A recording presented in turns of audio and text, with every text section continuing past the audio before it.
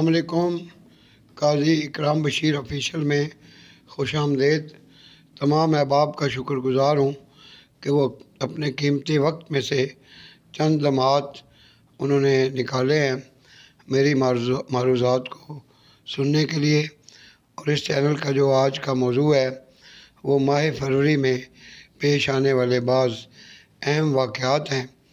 پہلا جو انسیڈنٹ ہے 12 فروری 1979 کو انقلاب اسلامی ایران برپا ہوا، جس کے قائد روح اللہ امام خمینی تھے۔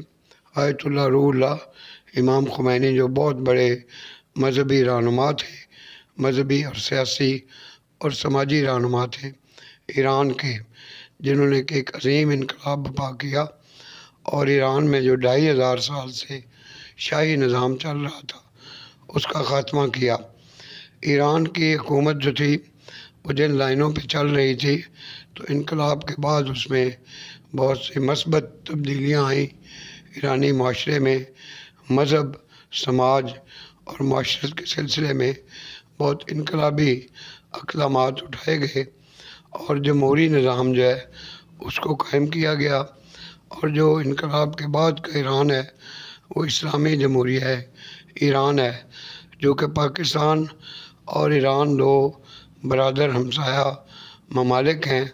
تو پاکستانی عوام نے بھی اس انقلاب کو خوش آمدید کیا اور انقلاب کے بعد جو پاکستان ایران تعلقات ہیں وہ مزید مضبوط ہوئے۔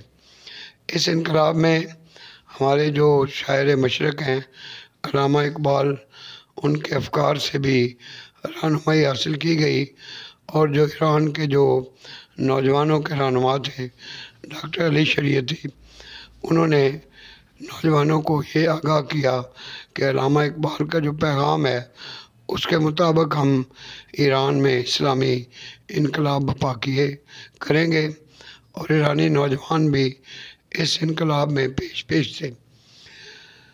12 فروری کے بعد جو دوسرا دن ہے اس مہینے میں وہ 15 فروری کا دن ہے، جب مرزا غالب اردو کے عظیم شاعر ہیں جن کا یوم وفات ہے۔ میں ذاتی طور پہ مرزا غالب کو اس لیے پسند کرتا ہوں کہ انہوں نے اس معاشرے کی جو بہت پوشیدہ اور گھٹیا اقدار ہیں ان کی نشاندہی کی ہے کہ یہاں کے نہ صرف اہل زر بلکہ یہاں پہ بے شمار ایسے بے حس لوگ پائے جاتے ہیں جن کو انسانی دکھ درد سے، تکالیف سے کوئی غرض و غائط نہیں ہے، اور جو سرمایہ ہے وہ اس سوسائٹی میں ایک بہت بڑا پریویلنگ فیکٹر ہے۔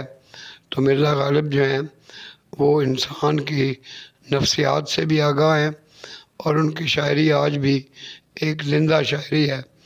ان کی وفات کے 150 سال سے زیادہ عرصے کے باوجود وہ ہمیشہ ایک بلند مرتبہ شاعر کی حیثیت سے یاد رکھے جائیں گے۔ تیسرا جو انسیڈنٹ آج زیر بحث ہے وہ ماں بولی کا عالمی دن ہے، جو 21 فروری کو منایا جا رہا ہے پوری دنیا میں۔